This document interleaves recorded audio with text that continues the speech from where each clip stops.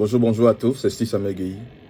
Les personnes les plus intelligentes dans la vie, ceux qui sont dans la catégorie des personnes qui transcendent en termes d'intelligence, qui ont un vocabulaire fluide, qui ont une certaine émotion et sagesse en termes de business ou de gestion de ressources humaines ou encore d'intelligence sociale, toute cette qualité se développe à travers ce qu'on appelle la lecture et le développement de la capacité à enregistrer des données dans une partie de votre cerveau.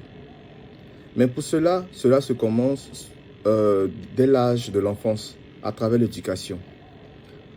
Pour commencer, pour rentrer dans la matière, d'abord je vous conseille ce livre-là, qui est écrit par Jean-Pierre Assamoah, Gestion familiale. Ce livre va vous apprendre la base en fait de ce que tout enfant devrait avoir, tout parent, toute attitude que chaque parent devrait avoir en vue de poser les bases de ce qu'on appelle l'intelligence et la bonne gestion d'une famille. Donc je vous conseille de l'avoir. Moi je l'ai acheté au plateau, je crois dans l'immeuble où on fait les permis de conduire. J'ai acheté ça à 1000 francs. Mais le contenu est tellement bon. Et en plus il s'inspire de certains versets bibliques comme le fait d'honorer ses parents pour vivre longtemps et pour avoir de la chance, ou de ne pas faire du mal à autrui, de rester humble et tout. Bon, il y a pas mal de choses qui rentrent en compte, mais c'est déjà quelque chose. Ensuite, quand vous avez un peu une idée générale sur certaines choses, on peut passer à ce qu'on appelle l'achat des dictionnaires. Je vous conseille de vous concentrer d'abord sur la version physique de ce coffret-là, qui est Larousse. Larousse, les outils de la langue française. Difficulté grammaire, savoir rédiger, conjugaison, orthographe, grammaire. Ça vous permet déjà d'avoir une base. Normalement, ce sont les enfants à l'école primaire qui le font, mais les personnes âgées aussi, c'est bien de l'avoir. Ça vous permet de garder un peu la ligne dans ce domaine-là. Ensuite, il y a le dictionnaire des synonymes qui est là. Moi, je l'ai en plusieurs versions, mais il y a cette version-là que je peux attraper. Il y a une autre version qui est trop grosse, qui vous permet d'avoir un peu un vocabulaire pour ne pas rester dans la vicissitude de répéter les mêmes mots chaque fois. Parce que, croyez-moi, une personne qui veut se faire comprendre doit avoir la qualité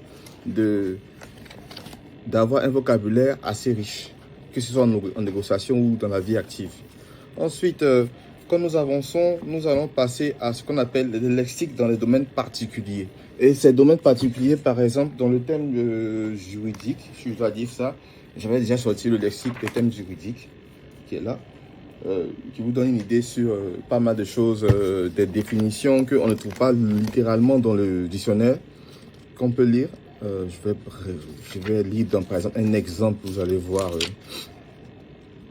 par exemple, je vais dire, consommateur, en droit civil, droit des affaires, personne physique qui agit à des fins qui n'entrent pas dans le cadre de son activité commerciale, industrielle, artisanale, libérale ou agricole. Définition issue du règlement de l'Union européenne numéro 254-2014 du 26 février. Le consommateur ne peut donc plus être comme la jurisprudence antérieure avait semblé l'admettre, dans certains cas, un professionnel qui acquiert un bien pour son activité. Bon, blablabla. Vous voyez, ce sont des choses assez particulières. Mais avoir un lexique, c'est comme un dictionnaire, mais qui est spécialisé dans un domaine particulier. Dans tous les domaines, vous devez l'avoir. On avance par le lexique de gestion et de management. C'est aussi une sorte de dictionnaire, mais qui donne plus de définitions et de trucs, d'approches particulières. Et lorsque vous ne comprenez pas un mot, c'est tout simplement le dictionnaire normal qui va vous permettre aussi de recadrer certaines choses. Par exemple, ici, DPO. On écrit DPO, on arrête le D. Direction par objectif. DPO, direction participative par objectif. Direction style de management dans lequel les cadres sont motivés et évalués sur la base d'objectifs à réaliser. Le DPO nécessite la décomposition hiérarchisée des objectifs globaux de l'entreprise pour que chaque cadre responsable d'un secteur d'activité puisse avoir des objectifs spécifiques rendant possible l'obtention des buts que s'est fixé la direction. Donc vous voyez, C'est un exemple que je vous montre pour dire que, bon, c'est pas sorcier. Mais en réalité, une personne qui lit beaucoup développe cet instinct-là qui lui permet de créer des choses à partir de tous les éléments qu'il a eu pour faire quelque chose de beau dans sa vie. Donc, voilà. On avance. Il y a certaines choses, par exemple, pour avoir une idée de la gestion, mais dans une structure, dans une organisation. Il y a ce livre qui me plaît, qui m'a plu, que j'ai acheté dans une librairie de la place à Cocody. Pilotage des organisations dans l'espace OHADA. En fait, au-delà de cela, ça vous permet d'avoir une idée générale sur comment un État se gère, comment un pays, une entreprise se gère, comment même à partir de cela, vous pouvez gérer votre propre vie.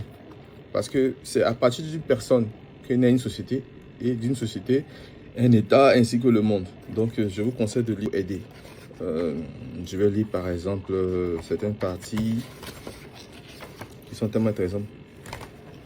L'analyse des nouveaux objectifs de production de l'entreprise.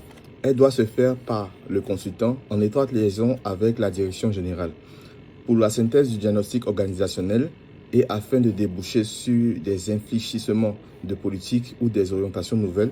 L'évaluation des résultats passés de l'entreprise par rapport aux objectifs quantitatifs et qualitatifs de production sur les dernières années, en particulier les 5 dernières années, pourrait adopter la démarche suivante et dans l'ordre particulier.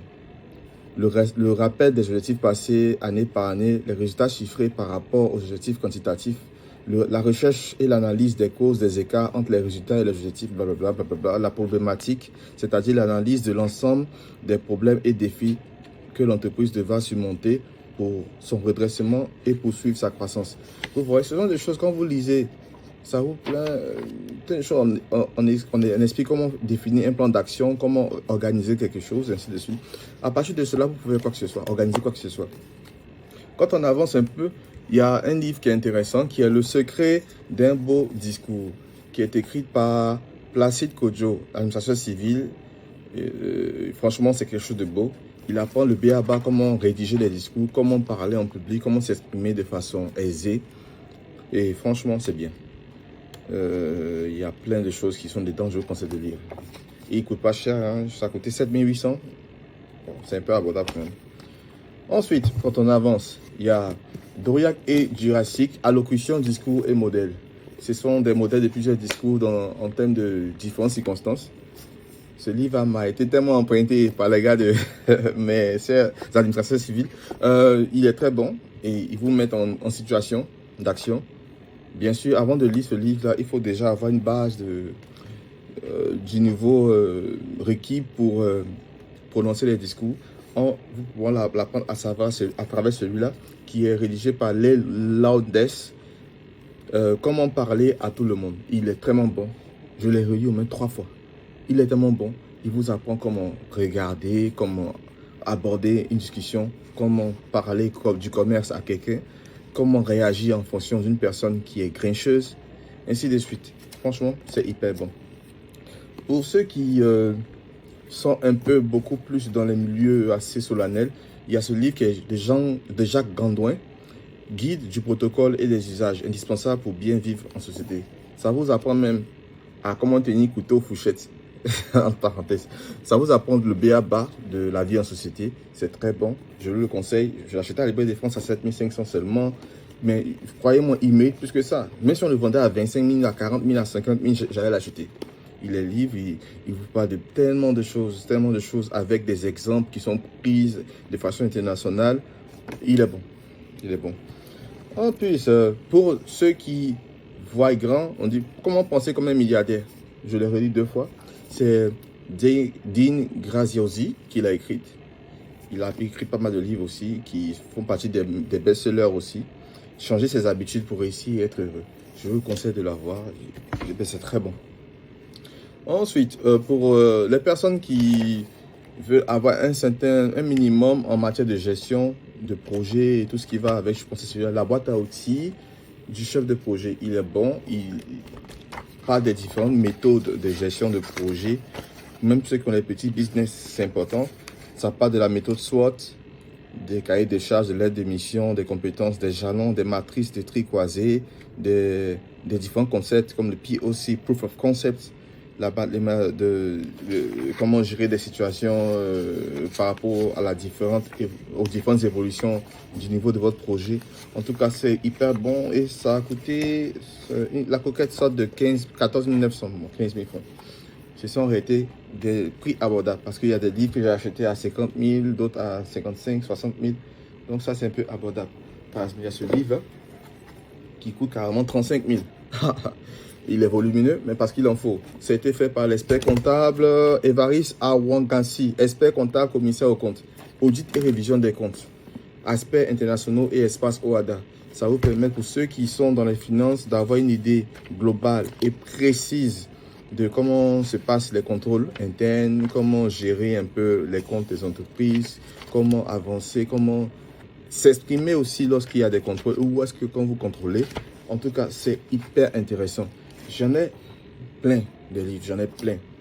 Je ne peux même pas m'arrêter là parce que je ne peux pas continuer aussi parce que je ne veux pas que la vidéo soit trop longue. Je vous fais comprendre que il y a tellement de choses à apprendre.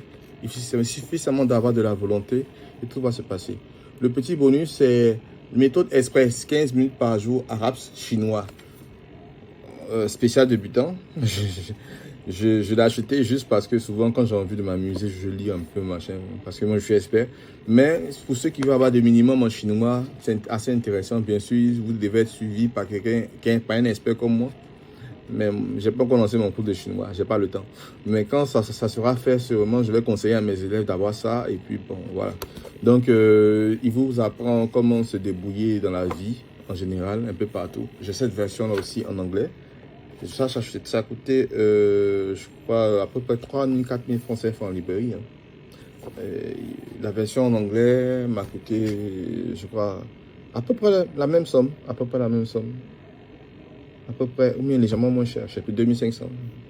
Voilà. Donc, je vous souhaite à tous et à toutes du courage. Restez concentrés.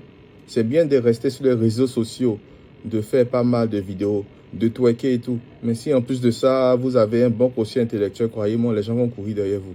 De quelle que soit leur catégorie sociale, quel que soit leur quotient intellectuel, ils verront toujours une personne qui est assez calée dans la tête. Ok. Bon dimanche à toutes et à tous.